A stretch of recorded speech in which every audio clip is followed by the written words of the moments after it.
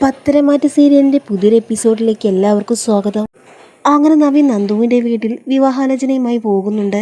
നന്ദുവിനെ വിവാഹം കഴിക്കാൻ തനിക്ക് താല്പര്യമുണ്ടെന്നും നിങ്ങളുടെ അഭിപ്രായം എന്താണെന്നും നവീൻ ചോദിക്കുന്നുണ്ട്. നവീൻ പറഞ്ഞത് കേട്ട് വലിയ സന്തോഷത്തിൽ നിൽക്കുകയാണ് കനകയും ഗോവിന്ദനും. മോനെ ഞങ്ങൾക്ക് വലിയ ഇഷ്ടമാണ്, ഇതിലും വലിയ സന്തോഷം ഞങ്ങൾക്ക് വേറെയില്ല എന്ന് സന്തോഷത്തോടു കൂടി കനകയും ഗോവിന്ദനും പറയുന്നുണ്ട്. ഞങ്ങൾക്ക് പൂർണ്ണ സമ്മതമാണ് എന്ന് നന്ദുവിൻ്റെ അഭിപ്രായം കൂടി ചോദിക്കണം. നന്ദുമോളുടെ മനസ്സ് എന്താണെന്ന് അറിയണമല്ലോ, എന്നിട്ട് മാത്രമേ മോന് വാക്ക് തരുന്നുള്ളൂ എന്ന് പറയുന്നുണ്ട് ഗോവിന്ദൻ.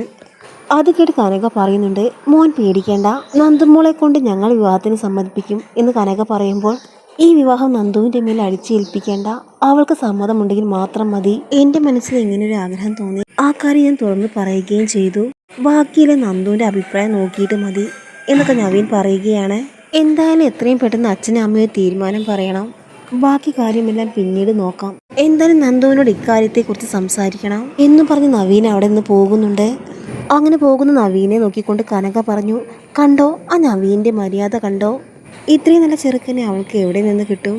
ഇപ്പോഴും അനി എന്ന് പറയുന്നവനെ ഓർത്തിരിക്കുകയാണ് നമ്മുടെ മോള്. ഗോവിന്ദേട്ടാ, ഞാനൊരു കാര്യം പറയാം, ആ അനിയെ മനസ്സിൽ നിന്ന് കളയാൻ പറയണം നന്ദുവിനോട്, എന്നിട്ട് നവീനുമായുള്ള വിവാഹത്തിന് സമ്മതിക്കണം. ഗോവിന്ദനാണെങ്കിൽ വല്ലാത്തൊരു ആലോചന മനസ്സിൽ നിറയുകയാണ്. നന്ദുമോളെ വിവാഹത്തിന് സമ്മതിക്കുമോ? എനിക്ക് തോന്നുന്നില്ല എന്ന് ഗോവിന്ദൻ പറയുമ്പോൾ, നന്ദു വിവാഹത്തിന് സമ്മതിക്കും, നവീനുമായുള്ള വിവാഹം ഉടനെ തന്നെ നടക്കും, ഗോവിന്ദേട്ടൻ പേടിക്കേണ്ട എന്ന് കനക പറയുന്നുണ്ട്. അങ്ങനെ നന്ദു വീട്ടിലേക്ക് വരുന്ന സമയത്ത് ഗോവിന്ദൻ പറയുന്നുണ്ട്, മോളെ ഫ്രഷ് ആയിട്ട് വാ, അച്ഛനൊരു കാര്യം പറയാനുണ്ട്. എന്താ കാര്യം, എന്താ പറയാനുള്ളതെന്ന് നന്ദു ചോദിക്കുമ്പോൾ, അങ്ങനെ ഗോവിന്ദൻ പറയുന്നുണ്ട്, മോളെ നവീൻ വന്നിരുന്നോ? എന്ത്, നവീൻ ചേട്ടൻ വന്നിരുന്നോ? എന്നോട് അതിനെക്കുറിച്ചൊന്നും പറഞ്ഞിട്ടില്ലല്ലോ എന്ന് നന്ദു പറയുമ്പോൾ, മോളെ കാണാനല്ല വന്നത്, ഞങ്ങളെ രണ്ടുപേരെയും കാണാൻ, ഒരു കാര്യം സംസാരിക്കാൻ. നിങ്ങളെ കാണാനോ?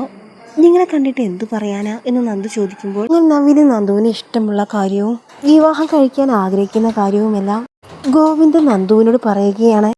ഇന്നലെ അച്ഛനും അമ്മയും പറഞ്ഞ കാര്യം നന്ദുവിന് ഒട്ടും വിശ്വസിക്കാനായില്ല. അങ്ങനെ ആകെ ഷോക്കായി നിൽക്കുകയാണ് നന്ദു. ആ സമയം ഗോവിന്ദൻ ചോദിക്കുന്നുണ്ട്, എന്താ മോൾ എന്താണ് ആലോചിക്കുന്നത്? ഒന്നുമില്ല എന്ന് പറഞ്ഞുകൊണ്ട് നന്ദു അകത്തേക്ക് പോകുന്നുണ്ട്. അങ്ങനെ നന്ദു അനിയെ വിളിച്ച് കാര്യം പറയുകയാണ്. എടാ, എനിക്ക് സീരിയസ് ആയിട്ടൊരു കാര്യം നിന്നോട് പറയാനുണ്ട്. അങ്ങനെ നന്ദു കാര്യം പറയുകയാണ്.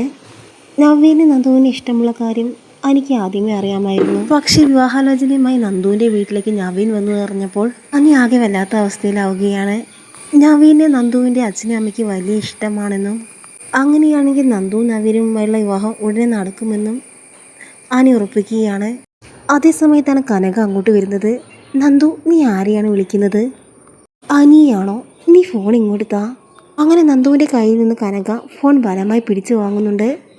അനി, നീ നന്ദുമായുള്ള വിവാഹത്തിൽ നിന്ന് പിന്മാറണം. എൻ്റെ 2 മക്കളും അനന്തപുരിയിൽ നിന്ന് ഒരുപാട് വിഷമങ്ങൾ അനുഭവിക്കുന്നുണ്ട്. എൻ്റെ നന്ദുമോളെങ്കിൽ ഇനി സന്തോഷത്തോടു കൂടി ജീവിക്കണം. ആ അഭിയും ജലജയും കാരണം എൻ്റെ മക്കൾ ഒരുപാട് അനുഭവിച്ചു. കൊല്ലാൻ പോലും മടിയില്ലാത്തവരാണ് അഭിയും ജലജയും.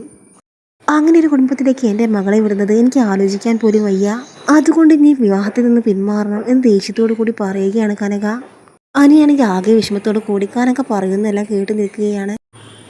അങ്ങനെ ഫോൺ വെക്കുന്ന സമയത്ത് നന്ദു ദേഷ്യത്തോടു കൂടി ചോദിക്കുന്നുണ്ട്, അമ്മ എന്താണ് അനിയോട് പറഞ്ഞത്? അനിയല്ലാതെ എനിക്ക് വേറെ ആരെയും ആലോചിക്കാൻ പോലും പറ്റുന്നില്ല.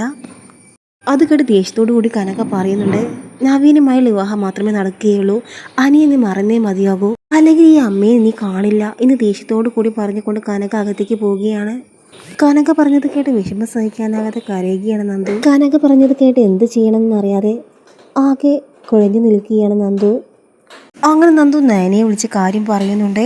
അതുകൊണ്ട് നയന പറയുന്നുണ്ട്, എന്ത് ചെയ്യാനാ നന്ദു, അമ്മ അങ്ങനെ ഒരു തീരുമാനം എടുത്തിട്ടുണ്ടെങ്കിൽ എനിക്കൊന്നും ചെയ്യാനാകില്ല, നീ അമ്മ പറഞ്ഞതനുസരിക്കണം. ആ സമയം കരഞ്ഞുകൊണ്ട് നന്ദു പറയുന്നുണ്ട്, നയനേച്ചി ഇങ്ങനെ തന്നെയാണ് പറയുന്നത്, ഇനി ഞാൻ എന്ത് ചെയ്യും എന്ന് പറയുന്ന സമയത്ത് അനി നന്ദുവിനെ വിളിക്കുന്നുണ്ട്. നമുക്ക് 2 പേർക്ക് കൂടി നവീനെ കാണാൻ പോകാം, എന്നിട്ട് കാര്യങ്ങൾ തുറന്നു പറയാം. അങ്ങനെ നന്ദു അനി നവീനെ കാണുന്നുണ്ട്. എന്നിട്ട് കാര്യങ്ങളെല്ലാം തുറന്നു പറയുകയാണ്.